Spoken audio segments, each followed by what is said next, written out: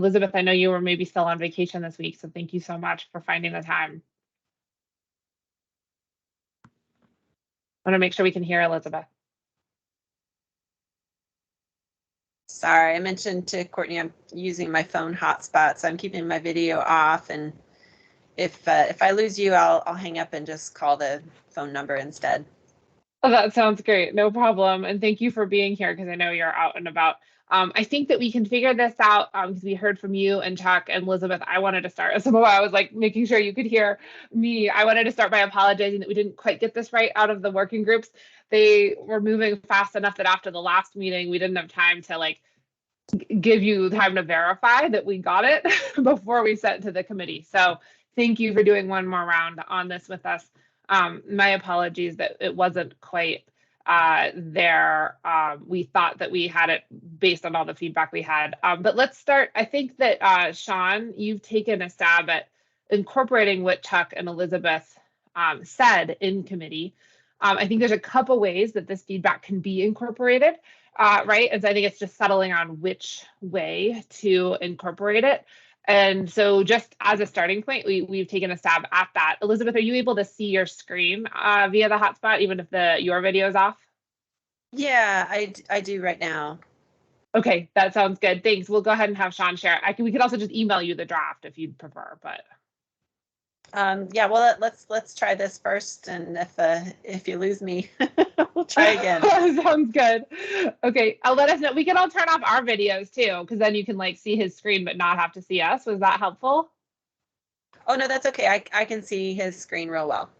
Okay, perfect. Well, Sean, walk through. Just remind everybody, center our conversation on like what was the challenge and then what is this proposed solution?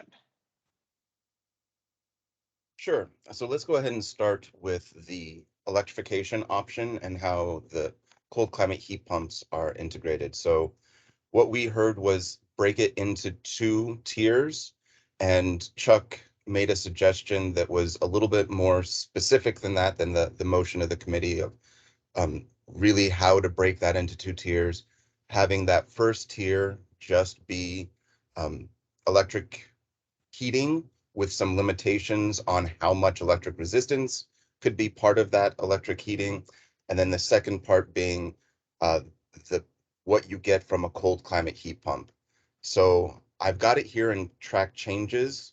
So I wanted to show you in track changes, but I think it's kind of hard to read in track changes. So I thought it might be best to just go ahead and look at what it would look like. But I wanted to show you first kind of some of the things that are getting removed and rearranged. But if we look at it just as it is, then we can see here is this first one. This is where you get the credit for the electrification, and it has that limit on electric resistance, and it has that same exception for electric resistance elements integrated into heat pump equipment. And then we have a whole new option. So it's not 12.1 and 12.2 because they are independent. So it's 12.13 and the rest of them get renumbered. And it just captures the cold climate part of cold climate heat pump performance. So it's space heating shall be a heat pump that does one of the following. And here are the 2, package terminal with a COP of 1.5 at 5 degrees, and then all other heat pumps with a COP of 1.75 at 5 degrees. And then this separates, as you remember, there were the other 2 portions, which are just HSPF, that is all season efficiency rating. That's the part that's redundant with what we have above in C406.2.3, I believe it is, but up above in the C406s. So this allows them to be separate, concurrent efficiency measures. And so if we go up and see what that looks like in the table, so here is the efficiency improvement that you can just get credit for. That's what we removed from the cold climate heat pump. And then here is the cold climate heat pump. And you can think of it as a bonus credit for having that low temperature performance. And it's added here. Now, I think it's good to turn track changes back on for a moment here. So then we also derate the value of all electric space heating so that it's just the value of electrification. And so we've basically taken off uh, really all I did was subtract the value of the 10% heating efficiency improvement measure, because that got bunched in with it. So I just subtracted the value of that. If you do high efficiency heat pumps, you get those additional credits from above. If you make those cold climate heat pumps, you get the additional credits from below. And so I think that that's straightforward. We don't have modeling for what the full value of a cold climate heat pump is. So the numbers that are in here are a best estimate, and so if this working group feels like they should be higher to further incentivize cold climate heat pumps, then they can certainly be higher, because they are an estimate, and all of these numbers are a combination of actual savings and policy inducement. So there is some flexibility with what the numbers are. We always start with actual savings as close as we can get them, but we can always do policy inducement on top of that. Can I ask one clarifying question, Sean? Because I missed this reference. Courtney and I were searching for it last time. Somewhere there was like a little sub bullet under this table, I think, that I finally found that referenced which of these had to be met for the definition of an all-electric building. Can you point us to that reference so that we know what that is also? Because it wasn't just in the definition. There it is. Where all electric. And so, yeah, that 12 does and add 13. And so that's just the basic electrification of space heating requirement. That's not the cold climate one. Isn't 13 the cold climate one? Oh, I think we've got some renumbering. Thank you for capturing that. So that should be. Is it 12 and 14? No. Let me look. Oh yeah, the basic electric heating and the basic electric space heat and basic electric water heat, I think, are now 12 and 14. Yep, 12 and 14. Okay. That's what because I finally found that. I apologize that Courtney and I hadn't. I think we were both like chatting each other and not finding that during the committee. We were like, wait, but it doesn't. And that's what I thought, that all electric like didn't have to meet those standards. And then I found that and I was like, oh, even all electric is written to have to meet those standards. Okay. Elizabeth, do you have thoughts, or to others? No, I think this is great. I feel like we're on the right track. I did look at some of my old notes from the original proposal, and if we could just scroll down to the language then for, let's see, I guess it's, what are we, 12 and 13. So one thing that we had chatted about in the original electrification amendment for electric space heating is for electric reheat. So like an office building with a rooftop unit, it's a VAV system with electric reheat. I would suggest that you add another exception here to electric resistance elements integrated into VAV reheat boxes, or whatever is the correct language there. Only because that's a pretty great option for office buildings, and it doesn't really trigger the concerns about cost adding, because we already have that. We can do a gas VAV system with electric reheat today. We can do that all day long. So what this would encourage is taking that system that's gas rooftop unit with electric reheat and changing it to a heat pump rooftop unit with electric reheat. So if we can consider adding another exception there, I think that'll help us electrify a lot more in the office category. Thoughts on that, Sean? Do you want thoughts on how to add that? Yeah, and maybe that's a question for the committee too. But I'd consider that particular approach in the sort of basic electric space heating. Now, if you then want to exclude that from also having the ability to meet the requirements of 406.13, I could support that as well. Like, I don't know that an electric reheat VAV project should also get credit for being cold climate heat pump. But I think I'd like it to get credit for being electric space heating. So when the working group talked about this before, there was the talk of those systems, and maybe it was one of the ones you weren't able to make, about allowing that in the modeling path.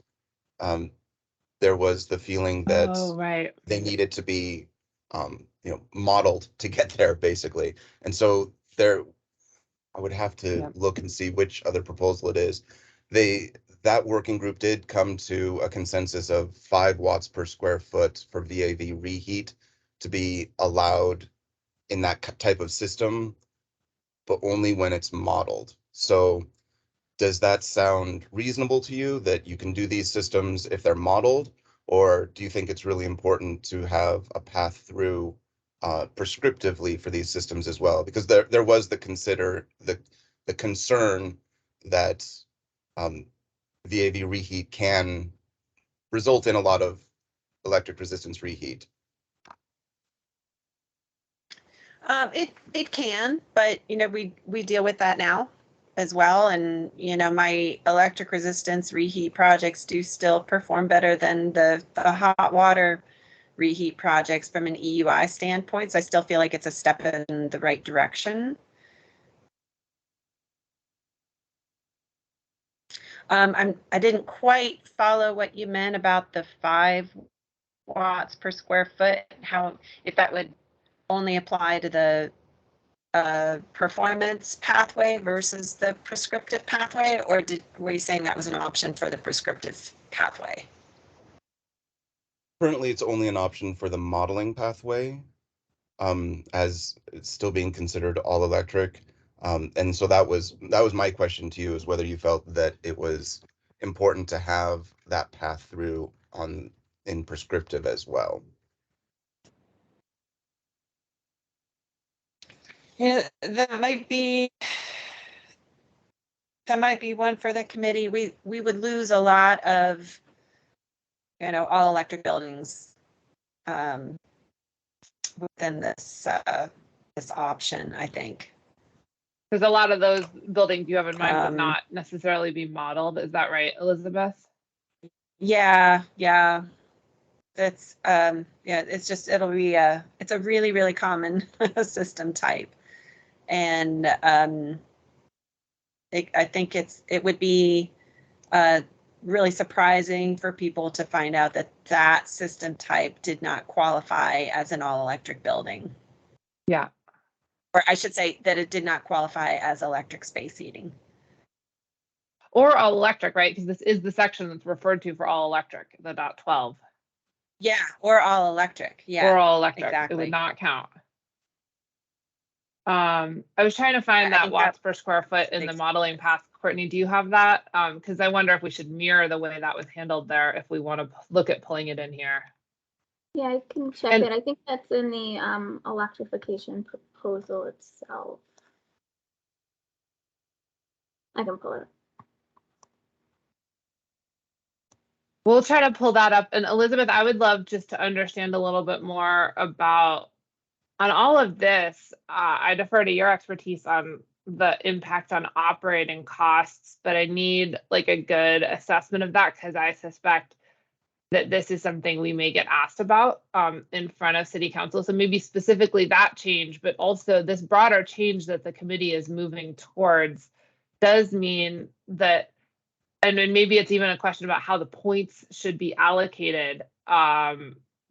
Back to Sean's question of like, how much should you get for cold climate versus regular heat pumps? Should those maybe be split more evenly to incentivize cold climate? Like how much higher are operating costs if we,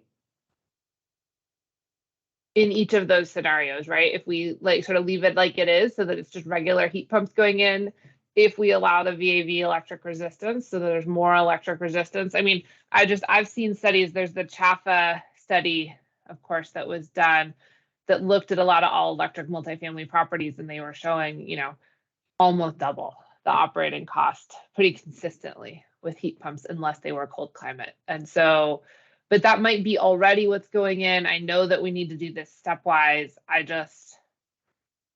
I want to understand. I guess the question there is when we're talking about higher operating costs, higher compared to what? Like higher compared to what we're, what a comparable project would be doing right now? Because I think the answer there is not really much different at all, because you've got to, any office building in Denver, I'd say 8 out of 10 office buildings right now would do gas rooftop unit, gas VAV with electric reheat. And there's a couple of reasons for that, and it's primarily because these are core and shell projects, right? So that VAV box that's being installed by the tenant, it's got to be easy to install because you don't know where it's going to go. So electric reheat's really just a good natural solution. It's easy for tenants to put in.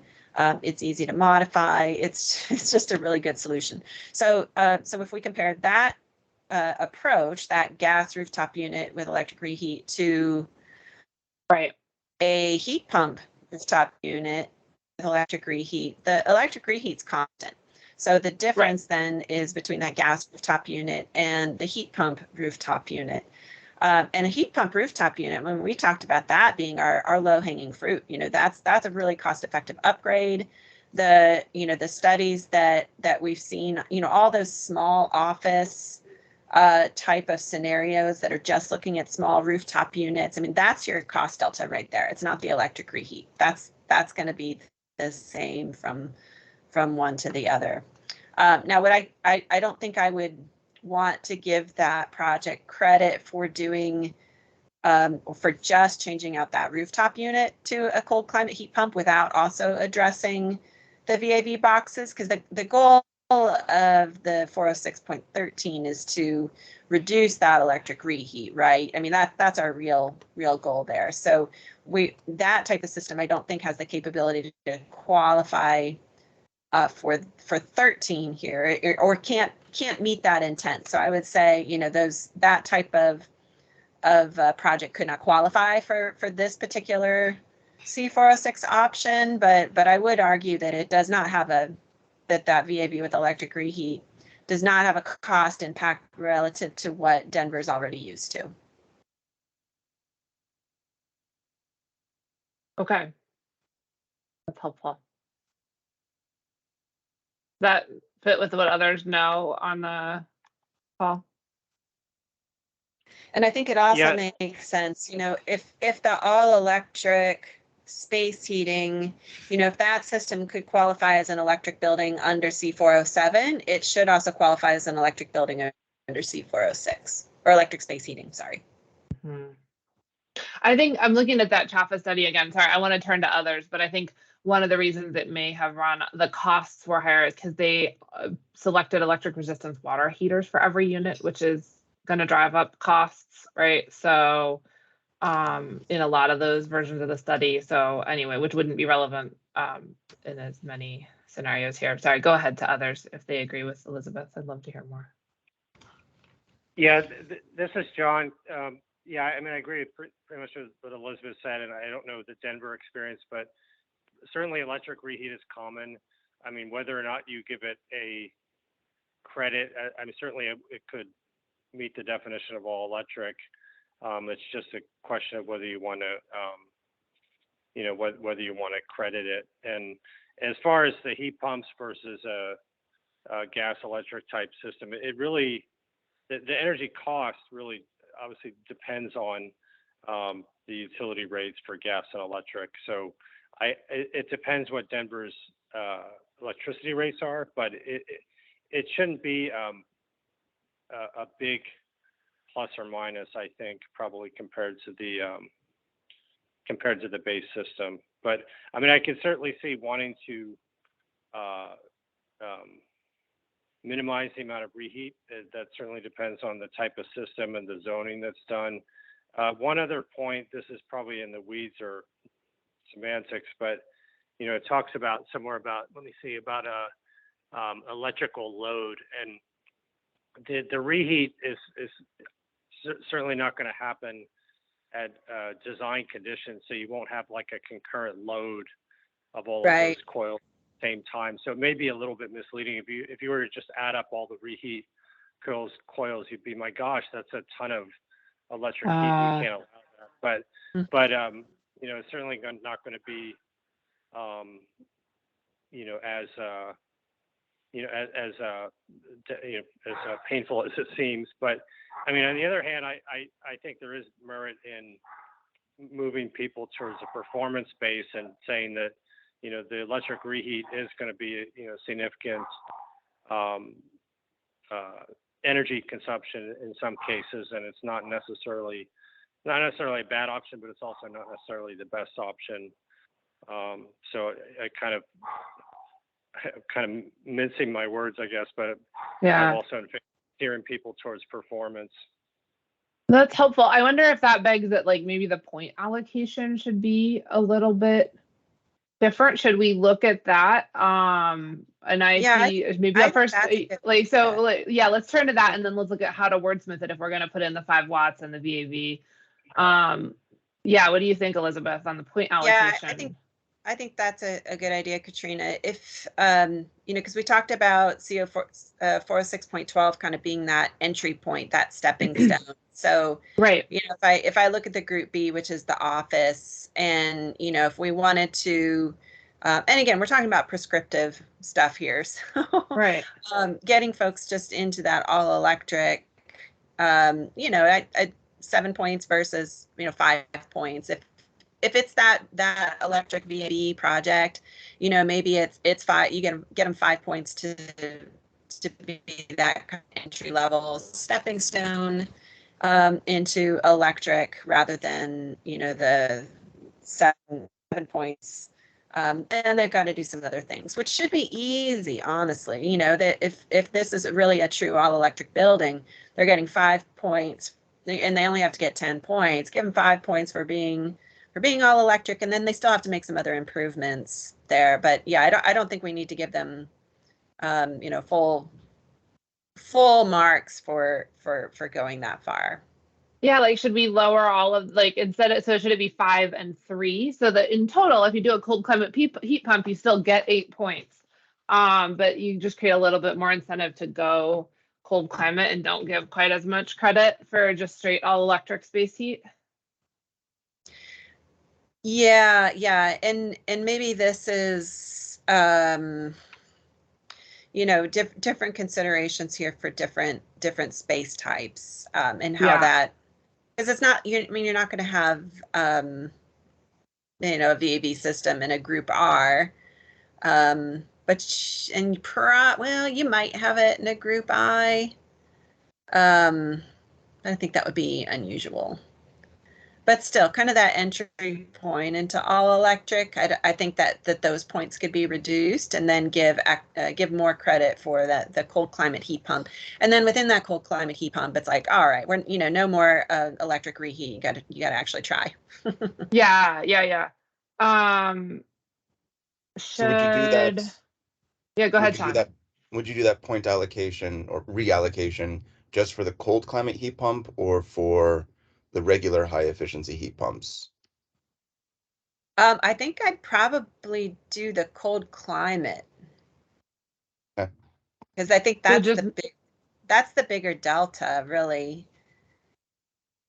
Right. And so maybe drop it's even that to 5 and increase to 3 on cold climate. Yeah, I think you could even argue that could be half-half. Yeah, I was You know, wondering if like they should all just be half-half. I think that would make it look pretty fair. And we said we're going to create these tiers, so then the tiers have equal value, sort of, right? Yeah. So make that one 6 or 7 and 6. Mm-hmm. But Sean, you said these needed to be devalued a little bit because you're also allowed to get credit under C406.2.6 or whatnot. So Sure. do they need to be reduced a little because we're allowing that redundancy versus the old totals? I think probably. So like they could be 4 and 4, 6 and 6. I don't know.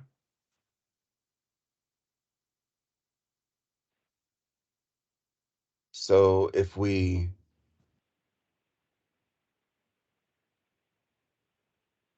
oh, there's math now, even if it's simple addition, doing it on the fly. So with the idea being that the old credits for all electric space heating would then be distributed among cold climate and high efficiency. So we would subtract the high efficiency from the all electric and then split what is left between cold climate and all electric. That does, in the case of all electric space heating, say for group B, that would bring it down to, it'd be 4 and 3. So that the value for all electric space heating does go down quite a bit. It may not be Would it quite the be 4 inducement. and 3, or would it, because you have 7 and 1 here, so you have 8 total. Do we keep the total the same as what you have here because you've done that math and subtracting out high performance, or no? All I've done is subtract out high performance and then given additional credit for cold climate. Oh, cold climate's sort of a bonus right Mhm. here. It's not. Okay. So there's a question of how we do the math. Is cold climate a bonus, or is it just a split of what's left after we subtract out high performance?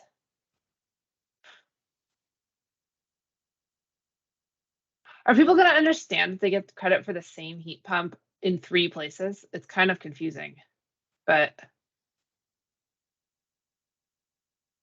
If that's a Yeah, I concern, mean, obviously there's a learning curve with this, but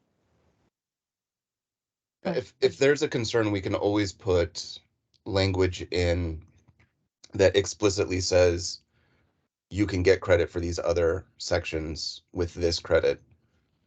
It's would that be helpful, redundancy in the Elizabeth service and of others? clarity is not a bad thing. Right. I see. So this would be then yeah, I mean, 3 I and think 4 or 4 and 3 for, sorry, go ahead, Elizabeth. here, right? Oh, sorry, I've got a little delay with my internet. I was just gonna say, I'm sure there's gonna be a learning curve for folks here. But however you think this should be organized. I do want to make sure that the climate heat pump, because that is a push, that's rewarded more than a point, I'd say, because that's a pretty big deal. So yeah, however the points work out, the total, whatever you had the total there between 12 and 13, that we just kind of make that split between those two credits roughly equivalently. And that 12 really is sort of that entry level all electric, right? Because even that's getting all those gas people to go heat pump rooftop units, even that's a nice push. Right. So maybe it's 4 and 4, or 5 and 5, or yeah, 6 and 5, 7. Yeah, I'll defer to you guys on how the point total works out.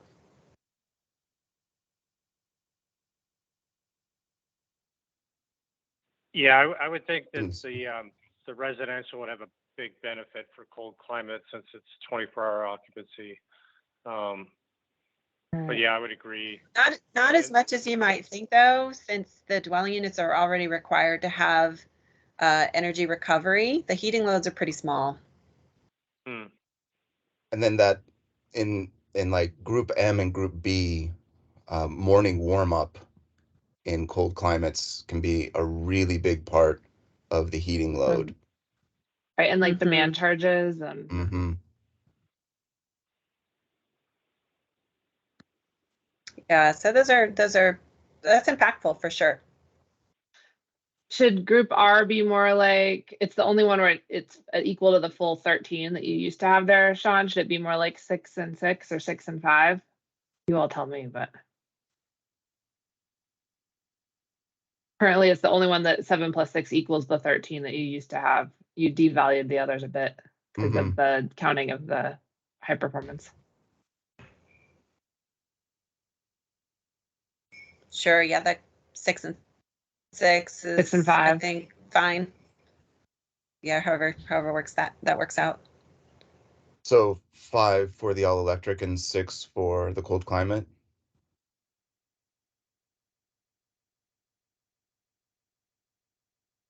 Yeah, I think so.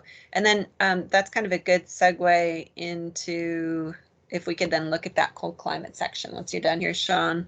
And We'll is look at there that a a little reason the closer. 5 and 6 are flipped on the next occupancy? But yeah, let's go down to where Elizabeth wants to go. I noticed they're the opposite on E, where 6 and 5 are. Oh, Like, should the what's group E? I always forget. Educational. So like, should they schools. both be 5 and 6, or should they both be 6 and 5? It's just weird that they're. Schools have a typically daytime occupancy a little bit earlier in the morning, so they've got a morning warm up like other commercial occupancies, but a little bit worse because they're doing it when things are a little bit colder.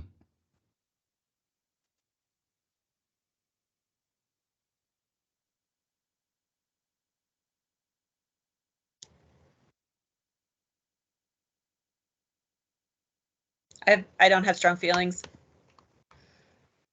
For consistency, it might make sense just to keep that as 6 and 5. And that's still because you do still want to continue to incentivize all electric. Doing the basic. Mm-hmm. Okay, we can circle back to that. Sorry, Elizabeth, you had wanted to take us somewhere else. Oh, no worries. Let's see. So then the cold climate section, I mean, you know me, I still have issues with this language about P-tax and V-tax because we can't buy those. So I understand what your intent here is, but we used to have the energy recovery language in here, and that's gone now. So is it our intent to have to actually have P-tax and V-tax meet this requirement in order to qualify for this credit? Or can they just not qualify is for the- this credit? Like, I guess I was wondering, can we simplify somehow and just say a cold climate heat pump shall meet the following COP? Sean, remind us why they were broken out, because I know that they don't exist, Elizabeth, and we shouldn't reference things that don't exist. So this is from the NEEP cold climate heat pump specification. So these package terminal heat pumps, they do exist. They are just rare and may be very difficult to get in Denver's market right now. But we are seeing that it's expanding because just a couple years ago, they didn't even exist. Could we just simplify those, Sean? Like, what if it was just heat pumps must have a COP of not less than 1.75? What's the reason to not? Well, the package terminal requirement is lower than the other heat pump requirement, so it's a little bit looser for P-tax and V-tax. Or should it just all be 1.5? Would that be sufficient, or do you lose a lot there of like not being true cold climate? Well, let me ask this another way, because when we had the original draft of this, the intent here was for only P-tax and V-tax that were not within the energy recovery application. So would it meet the intent to say for the P-tax and V-tax that are not in dwelling units? Since our residential prescriptive projects will have energy recovery. Oh, right, because there's the energy recovery stuff. The result of that would be that would heavily incentivize P-tax projects because they would be getting a bonus 5 credits for not doing anything. Because they're already required to do energy recovery ventilation. They were already going to put the P-tax in. They're already heavily incentivized to use P-tax by market and design conditions. So this would result, I think that you would see. I see what you're saying. Yeah, that could really incentivize the use of P-tax. And personally, I think, from an energy standpoint, we should be moving away from P-tax. But there are so many strong market and design reasons to keep them that is a hard transition to make.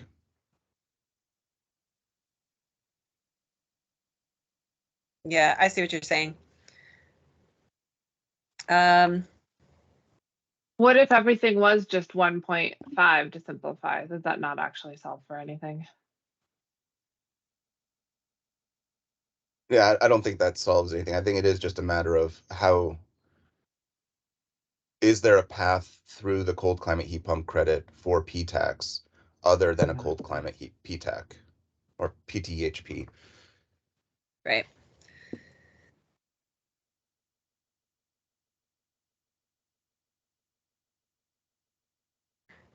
Sorry, I'm Thoughts, thinking. Elizabeth? Like, do you want to keep this language even though the equipment is not common? I know you were not comfortable with it at all. We could also just take it out, but then it won't, PTAX systems would have to meet the 1.75 and just won't get this extra credit for cold climate because they can't, right, Sean? Yeah. So this does, I mean, Elizabeth, as I understood Mhm. the discussion before, it was really about a path through the all electric credit for PTAX, and splitting it now allows PTAX to Right. be all electric, but all electric isn't worth as much as it was before. So maybe that doesn't, Yeah. I can Yeah. see how you might still have some residual concern. But all electric still has to get less total points. It puts you on a different credit track. Yeah, true And all so electric only would have to get the 10, and you would be able to do true all electric as a PTAC project.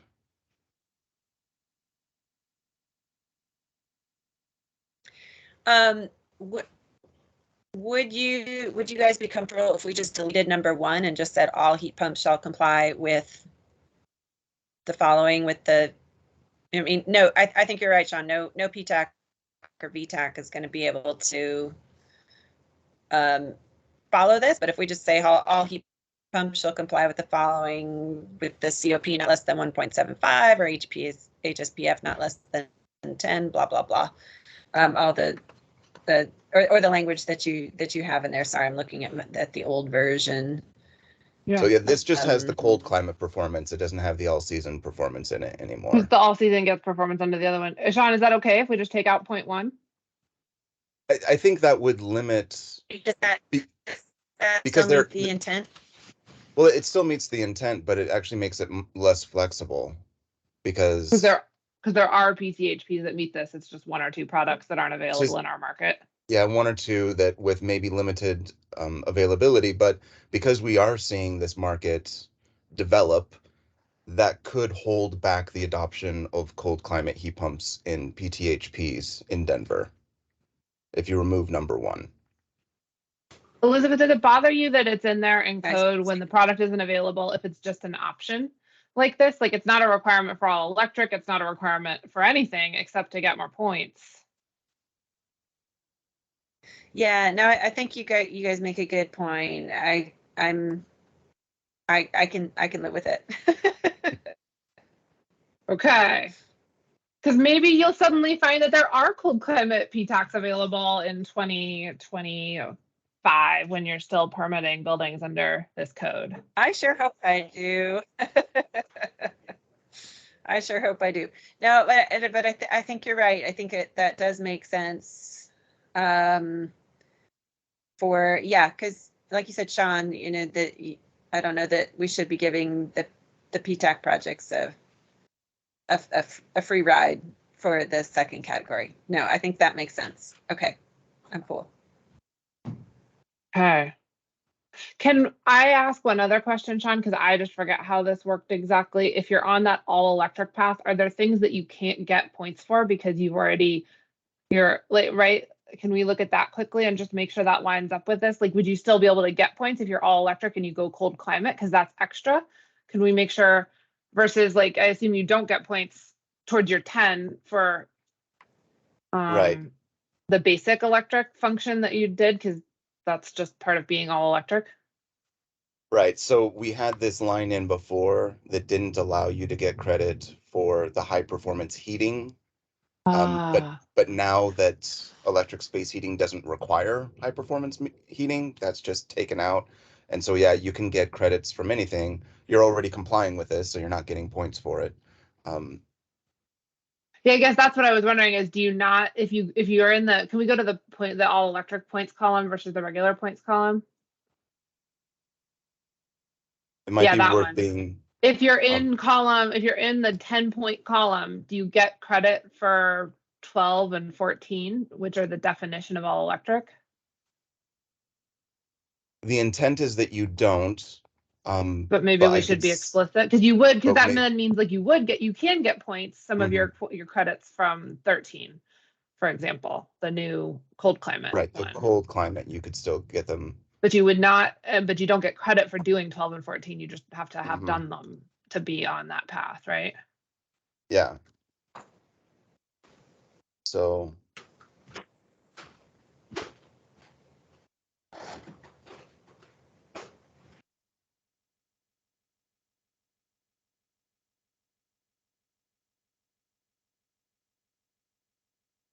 Twelve and 14.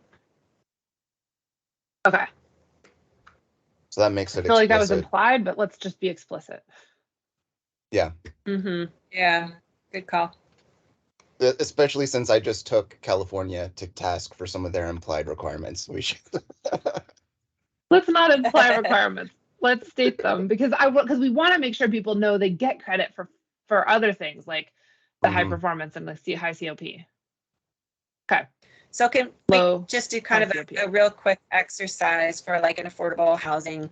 Let's look at like an affordable housing all electric project that's sort of that that PTAC with electric water heating. Yeah. Is that still a viable path for a project? So let's kind of do a little thought exercise here. So they would likely not be able to do, they probably could do the 5% heating and cooling efficiency. So say they could get 2 points there. They could definitely get some points from lighting. Let's 4. see. They could do, they definitely get points from lighting. What would be our lighting range? Lighting point range there? So, I'm don't know what looking the at an other- old version. I don't, the version. right, so we don't have a range on lighting because we don't know what the upper limit on the efficiency of lighting equipment is. What is it today, approximately, in your expert opinion, Sean? Since I'm not a lighting designer, I wouldn't even be able to estimate what it is. Between high performance LEDs and really good design, it could be quite high. But it takes into account both of those. Well, let's say, what the max points if it was 100% lighting efficiency? Like what is the absolute top range there? I would say probably roughly 50%. I mean, it might be kind of a optimal performance. It probably depends on the space allocation. So then it would be worth like No, so- 9 points. Well, just theoretically, like if you had 100% lighting power density reduction, what would that be? What would that max point be? I'm sorry, I'm just trying to find the That's formula. right. You just I divide can't find it. 15% into 100 and multiply times 3. So that would be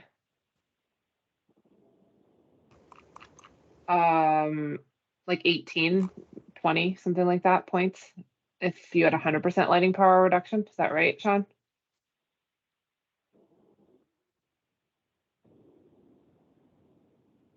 Looks like it'd be about 20 points, but keep in mind that the lighting power reduction applies differently to residential than it does to other occupancies. It's one of the reasons that the point value is lower. Because people plug in whatever they want. Does it exclude the dwelling units themselves? If I remember right, that's the reason for it. Right.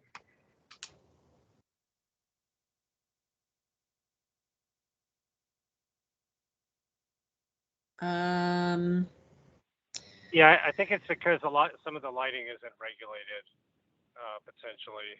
Right. Or at least.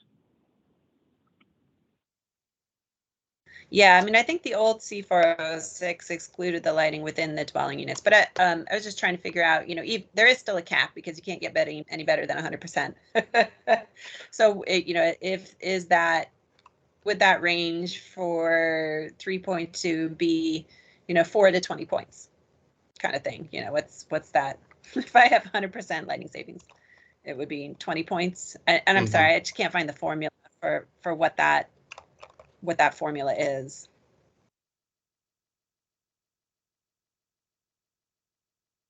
I can find it while we talk. What else would you get points from, Elizabeth? You had 2 for cooling efficiency, you said. Yeah, I mean, it would be interesting to see, like, you know, if they have to set a lighting target, what would, to try to get, you know, another 6 points from lighting, what's the lighting power density that they would target? I still think it would be helpful. I mean, I know the theoretical, or the theory behind just saying C-section, but I think it would still be nice to show a range, because obviously there is a cap at some point, because you can't have more than 100% lighting power density reduction, whatever that may be. And sorry, I'm scrolling through. I must just not have the latest version, because I can't even find the lighting credit in this version that I have. Yeah, I just don't seem to have it. 2.2, 2.6. Yeah, my version jumps from 2.5 to 5.2. Elizabeth, I can send it to you real quick as well. Okay.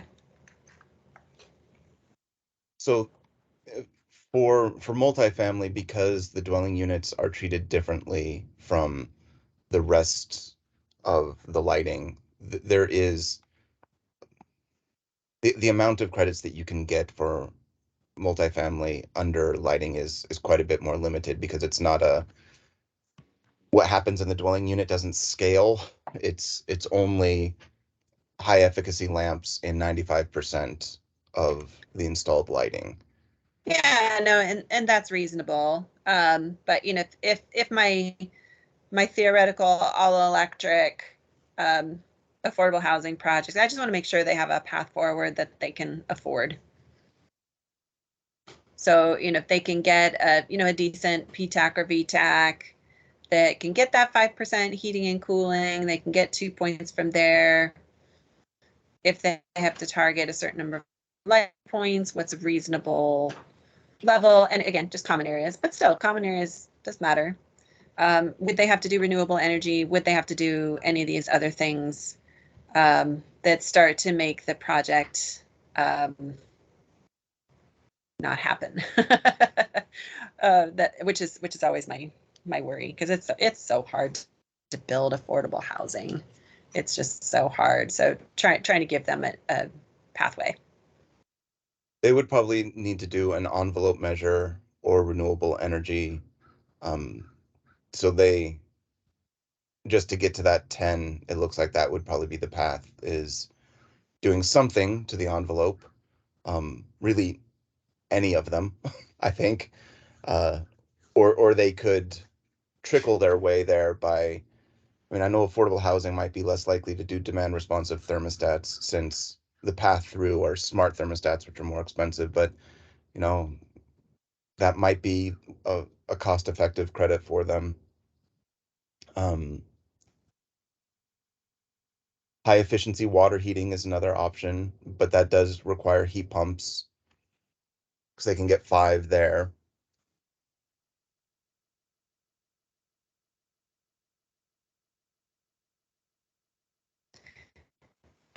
It does look like there's some options.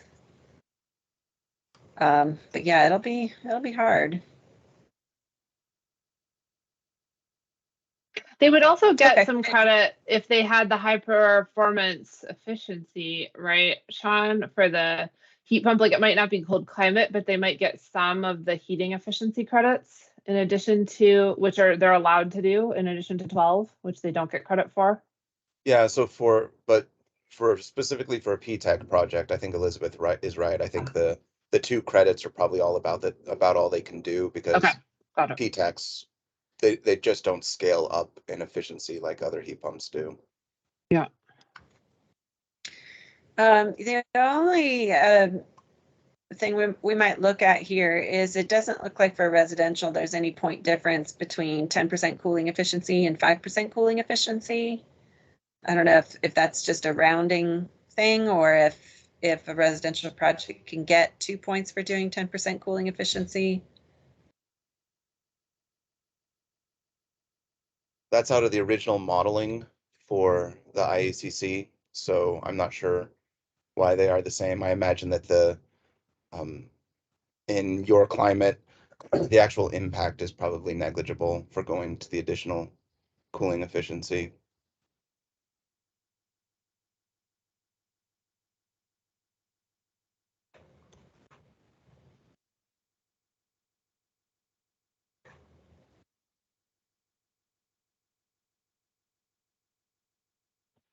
Yeah, I think that's just from the original one. I know people will ask me, why can't I get 2 points for Why doing is it twice? the same? Yeah. It is. How It much is more? like Why do that. we have a greater than 10% cooling efficiency at some point? Do you get more, Sean? You If you can see get that section? more.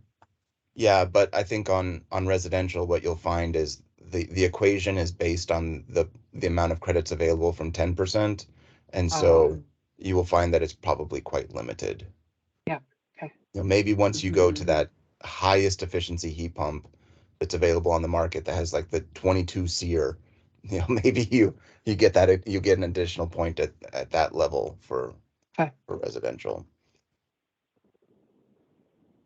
Okay. Sorry, thanks for humoring my little thought exercise there. No, is this okay, Elizabeth? And can I ask another question? Can we go down to the all electric? Sorry, that next table. Should the 10 be the same across all the property types? Can I just ask that question? Because that's another, like, it seems to me what we're seeing when we start studying the points table above, it's a little bit harder to get credits for multifamily because there's less lighting credits available, for example. But the point totals on the right are similar, actually. Multifamily is at the high side. So, like, just should the all electric be scaled in some way? And if so, what would be a proper methodology to scale it? Oh, that's a good point. Yeah, because Maybe they shouldn't all be 10. Yeah, because the multifamily is so impacted by the space and the water heating. Right, like you've done most of your things then, right? So yeah, they get credit for doing that if they're mixed fuel. That it might end up being like, let's say they had gas water heating and now they, they get, I don't know, what do we say, however many points for doing just heat pumps. I don't know. That might be worth taking a look at when you guys kind of dive into the points. So if we drop below 10, then we drop below the efficiency of IECC 2021. So keep in mind that what we have right now is, for an all electric property. And so for this affordable housing project, Elizabeth, this is a IECC 2021 project. That's still IECC 21. Okay. No, all right, that makes sense. And we've added a whole bunch of additional efficiency opportunities for them. I think the structure of the IECC is already starting to push away from PTAX, that projects that hold on to package terminal air conditioners and heat pumps are going to find that they just have to do more elsewhere in the building because of the inherent inefficiencies of the system type. Yeah. Okay. All right. No, I think that makes sense. Great. And Sean, I just want to make sure we clean up the group B, group M, group E, like we did for the other credits in the committee meeting. Oh, good point. And then I think we can just quickly revisit the ranges per Elizabeth's comment earlier, and that the committee, is there a way we can make it more consistent? I know we kind of talked through some of that today too, but is there just a way we can, what is that top range, just so people have an idea? So I took a pass through to try to make it consistent, and it may not have gone in the consistent way that Elizabeth was hoping. And but that really did come down to just with all of these greater than efficiencies, we just don't know what the top end is, because as equipment gets more efficient, there's effectively more credits available. So creating a range for these was problematic. So instead, I just did, for anything that's greater than a certain amount, put in that C section row just to point them down to, oh, I can get more if I have more. And it's done in a consistent way that way. That seemed to be the most workable solution to address Elizabeth's concern about clarity. If we have to put in a range, I don't know what the top range would be based on current technology, and putting in, 100% reduction probably isn't reasonable, because that would also confuse people. Why can't I get nearly this much? So the obstacles to putting in a range is why I went this direction.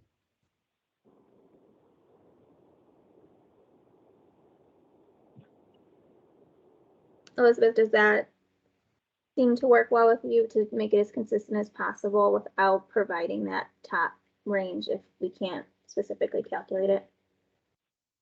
Yeah, I mean, this will be, you're making people do math instead of giving them an easy visual. And this 3.2, this reduced lighting power by greater than 15%, that is going to be the most commonly used or best available. And I mean, you'd be surprised how hard doing that math is going to be for people. So I would just try to make that one, because there is, I mean, it's 100% lighting power density reduction is a weird theoretical cap, but I think people will get that and at least know what the potential is, and say, hey, we're going to target, well, what do I need to get 10 points out of this credit? And then they'll go look at it, and then they'll realize, oh, that's hard. Or another option, rather than, and again, I don't know what the credit looks like right now, instead of putting in a formula, put it in a table, so that it's, okay, here's 30% lighting power density reduction, you get 6 points, 35, you get 7 points, or whatever that is, but do the math for people rather than making people go do math. One thing to keep in mind is that these are the equations, and this is the structure that practitioners will be using everywhere else. So if you put in a table, Denver would actually be diverging from what practitioners will be seeing elsewhere. So there is the consistency issue, because Elsewhere meaning what? In other jurisdictions, because the greater than 10%, the greater than 15%, these aren't Denver specific. These are from the IECC itself.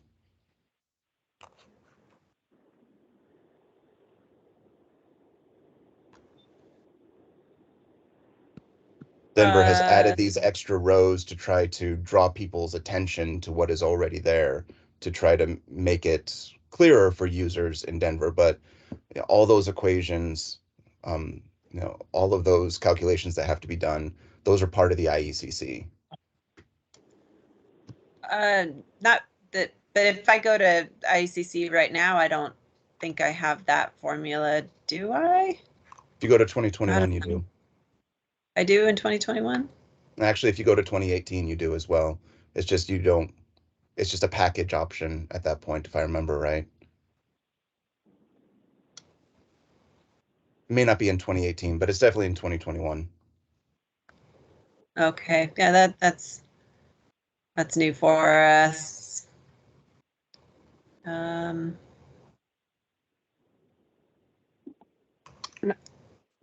I know we're at time. If people need to hop off, that's okay. Sean and Yeah. Elizabeth, if you're fine to finish this, I'm fine to stay. I just thought like John or Courtney or Tom, if you have things, feel free to hop.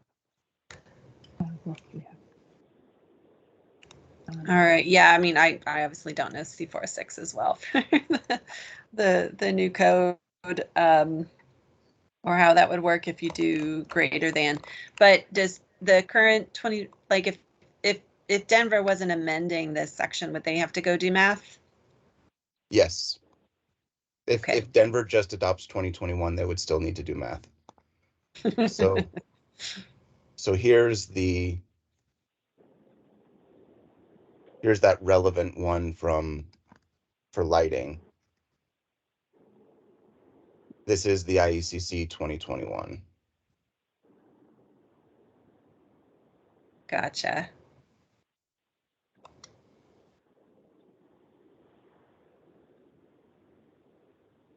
Got it. Okay. Not All that I right. keep the 2021 open on my computer all the time. Yeah. All right. Trying to limit the amount of math people have to do just because I know they won't do it. And then they're going to call me and make me do their math for them. And the math, But such as the job math security. the math isn't especially complicated, and ComCheck will do the math for you. Yeah, it's true. You would think that, but I'm still going to. That's all right. They will All right. still make Elizabeth do it. Elizabeth, help me with the math. They made me do Job math. security, I guess, right? Okay. All right, good stuff. So the cold climate section, just one last check. I think you put in these edits already, Sean, but is the language in there like preclude the electric reheat in there? Oh, yes, it does. So, okay, so you've He got added the 5 watts per square foot for variable yeah, air volume. yeah, so added, yeah, that number 3 there. That's what I was looking for. And then I realized, looking at the electrification proposal that is also going through, if we want to make them completely aligned, then we also do need to add the exception for supplementary. Oh, right, good point. And then that fully aligns this with what the working group decided was reasonable for the mandatory electrification for VAV. Right, okay.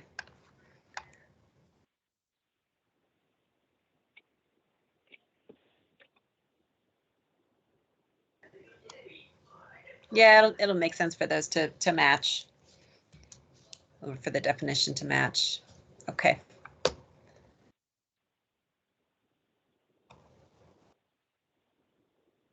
It's tricky, this matching. With these modifications, is this little subgroup, do we think we're in the right place? Is there anything else that's needed? Is this something, are we ready to go back to the committee? How about I might propose, see if this sounds good to all of you, that we send this to the whole group who was interested in this. So Sean, if you can share that draft maybe with track changes, and maybe we share it with track changes and just a clean copy. Courtney, does that sound good? Because I know Chuck is out this week. I think this lines up with what he was saying in committee. That's why we started with his recommendation, so that we hope that we're catching what he wants. But perhaps we send it to him. There was 1 or 2 other people who weren't able to join who wanted to review, and we give them a deadline of we put this on the end of all the agendas, so it wouldn't come up till the 26th. So we could give them a deadline of Wednesday next week or something to review and get any comments. If they're real substantive, I'm not sure entirely how we resolve that, but let's hope they're not. And if so, we'll try to not take more of your time, Elizabeth. Thank you for your time today. We'll try to channel the things you're saying and maybe just schedule a time with one of them to work it out. And circle around should we need to then have double check that it's in alignment with your commitment or something with what you're asking for here. Does that sound good? Yeah. In terms of next steps, so that great. hopefully we push this to the committee then by like end of the day, Thursday, so before the 26th vote. Okay. I see one other kind of funny little grammar thing just under the electric space heating sentence, kind of at the end. It's like the very last bit, blah, blah, blah, where it says for all other buildings. I don't think that might be for all other areas of the building. You guys read that, see what you think.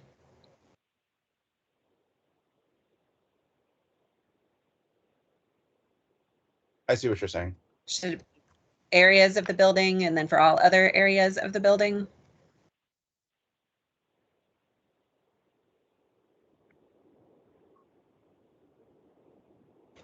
or condition, yeah, per square foot for all other areas. Something, same building. I'm just maybe Courtney, one check on the calendar question I was laying out or schedule I was laying out. Do we need to ask for feedback by Tuesday next week? So this goes out Wednesday with 5 business days before the 26th. I mean, it's better, but Yeah, we'll want to be able to link to the right agenda by Tuesday next week. Or Wednesday, please, at the latest. let's give Chuck, because I was thinking in particular giving Chuck a couple days back in the office. Just give a deadline of Tuesday. And we'll need to scramble or make any tweaks Wednesday morning. But I do think it's nice to give the other folks, because of vacations, at least a couple days when we know they're in, to look at it before it just goes out as the proposal. But I think we've got it. Thank you for all the help thinking through it, Elizabeth. Yeah, thank you guys for humoring me. I appreciate it. No, of course. Sorry that we didn't quite get it the last time, because you had said it and we thought that we had it covered with between the modeling pass and the way we structured it, but it wasn't. So thanks for working through it one more round. Yeah, it feels pretty strong now. I think it's the light at the end of the tunnel, right? Yeah. I think we're getting there. All right. Well, thanks everybody. I'm gonna go hang out on a beach now. Okay. Enjoy your vacation. Thank you. Thank you for taking time out for us. All right. Thank you. Bye, everyone. Bye bye.